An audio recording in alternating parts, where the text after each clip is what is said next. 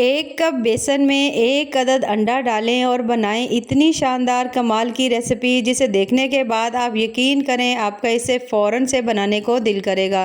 तो चलें जी अपनी मज़ेदार और ज़बरदस्त इस रेसिपी को बनाना शुरू करते हैं। बिस्मिल्लाहिर्रहमानिर्रहीम। अस्सलाम वालेकुम। उम्मीद है आप सब ठीक होंगे। तो इस मज़ेदार और ज़बरदस्त रेसिपी को बनाने के लिए यहाँ पर सबसे पहले तो हमने ले लेना है एक अदद पैन और उसमें शामिल कर दिया है मैंने थोड़ा सा मस्टर्ड ऑयल शामिल करने के साथ ही यहाँ पर हमने इसमें शामिल कर देने हैं 3 अदद प्याज। ठीक है, आप थोड़े मोटे भी काट सकते हैं जैसे आपका दिल करे। उसके बाद हमने इसमें शामिल कर दिए हैं 4 अदद टमाटर, ये भी मैंने बड़े बड़े से काट कर डाल दिए हैं।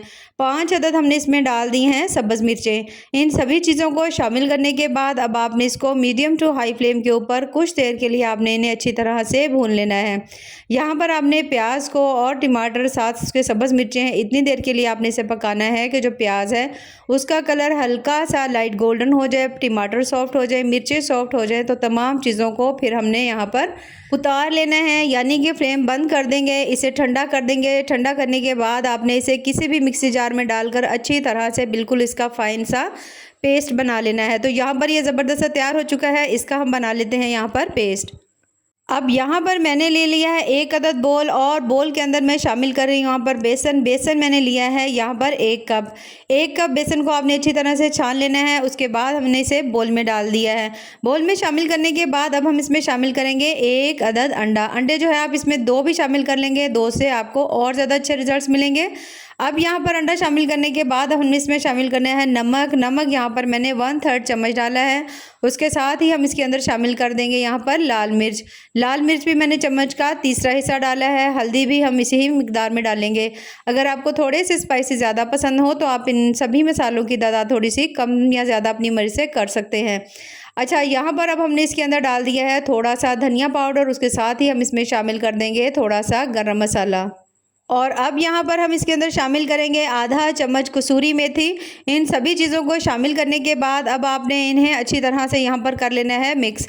यहाँ पर आपने पानी इसके अंदर नहीं डालना, बिना पानी डाले हुए इसी अंडे के अंदर आपने मसाले जो हैं और जो बेसन है इन सभी चीज़ों को मिक्स कर लेना है। जब इन्हें थोड़ा सा मिक्स कर लेंगे तो उसके बाद हमने यहाँ पर ले लेना है पानी, और पानी यहाँ पर आपने बहुत ज़्यादा यूज़ नहीं करना।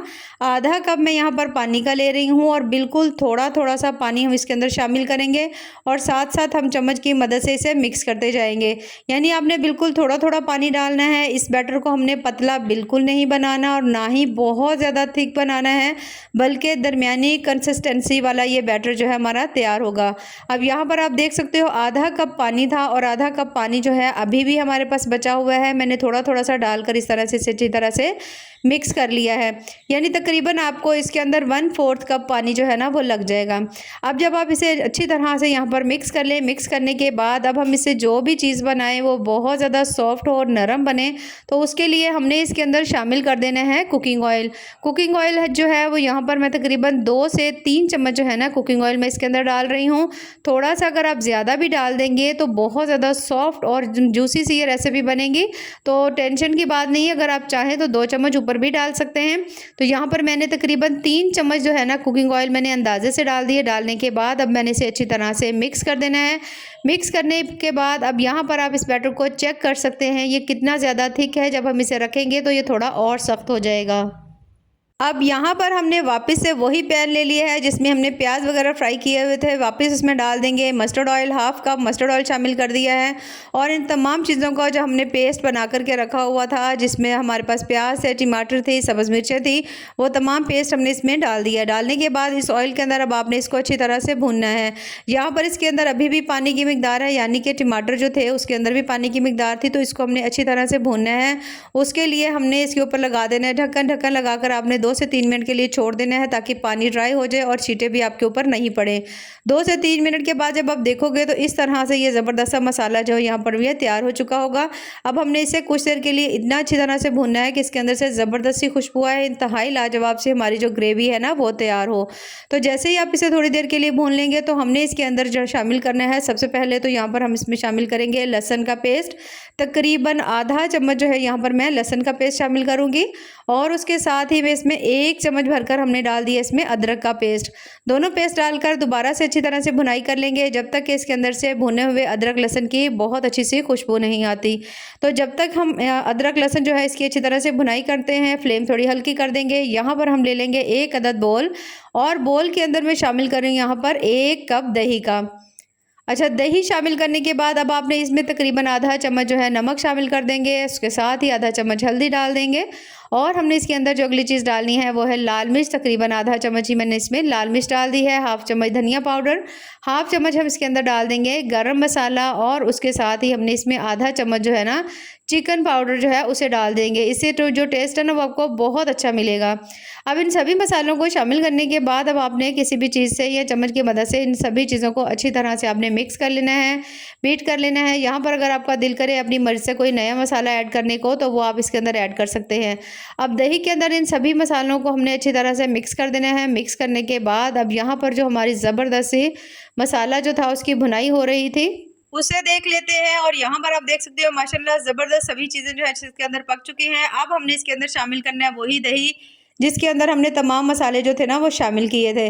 दही शामिल करने के बाद अब आपने दही के साथ इन तमाम चीज़ों को अच्छी तरह से आपने यहाँ पर पका लेना है। दही से बहुत ज़्यादा शानदार सी ग्रेवी बनेगी, बहुत ज़्यादा कमाल का आपको इसका टेस्ट मिलेगा।